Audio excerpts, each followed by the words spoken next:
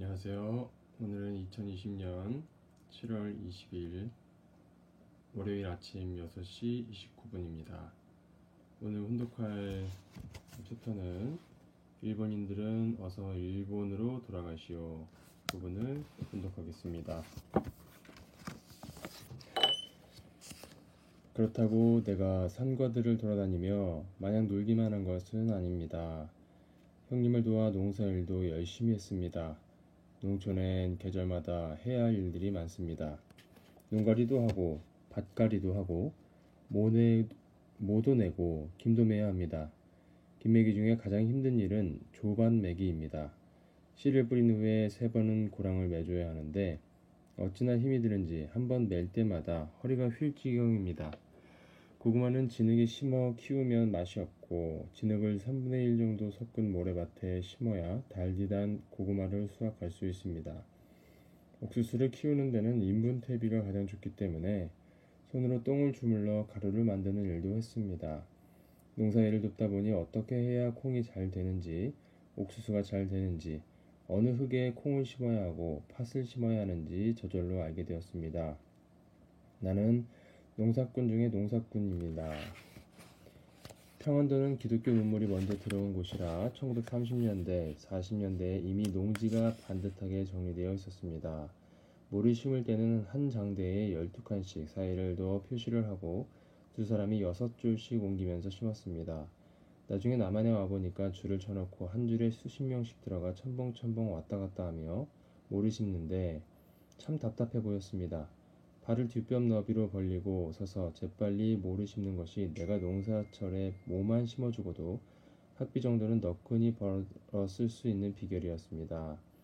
10살이 되자 아버지가 나를 동네 글방에 보내셨습니다. 글방에서는 하루에 책 한 장만 떼면 됐습니다. 집중하여 30분 만에 외우고는 훈장님 앞에 서서 조잘조잘 읊으면 그날 공부는 끝입니다.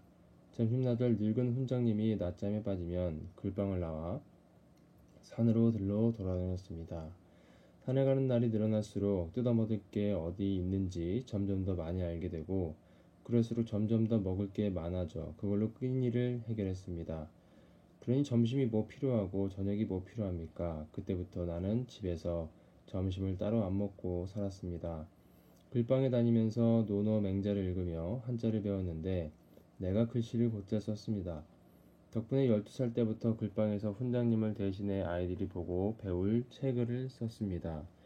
그런데 난 사실 글방보다는 학교에 다니고 싶었습니다.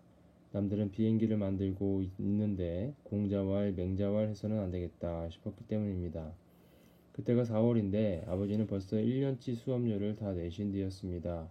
그걸 알면서도 글방을 그만두려고 마음먹고 아버지를 설득했습니다. 할아버지를 설득하고 삼촌까지도 설득했습니다. 당시 소학교로 옮겨가려면 편입시험을 봐야 했는데 그러려면 학원에 들어가 공부를 해야 했습니다.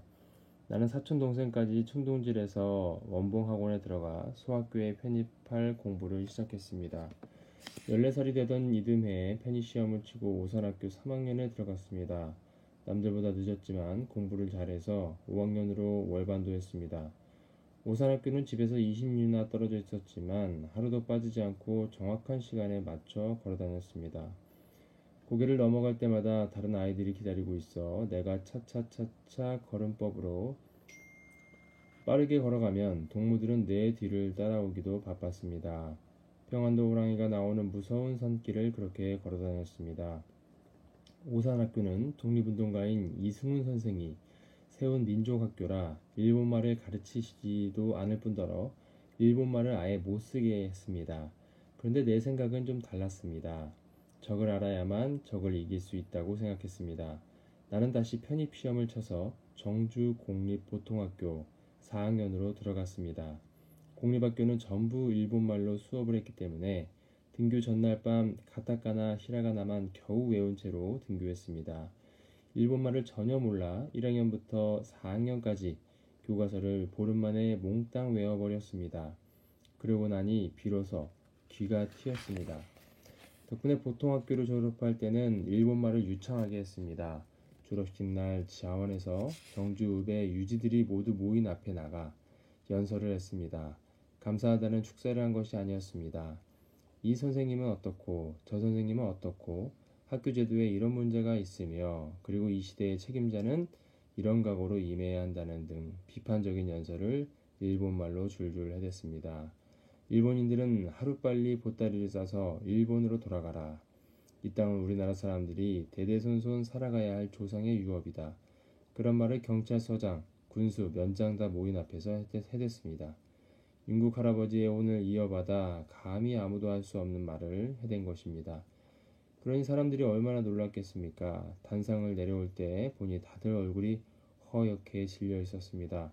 그런데 문제는 그 다음이었습니다. 일본 경찰은 그날부터 나를 요시찰 인물로 지목해서 별걸 다 감시하고 귀찮게 굴더니 나중에는 일본으로 유학을 가려 할 때 경찰서장이 도장을 찍어주지 않아 상당히 애를 먹었습니다.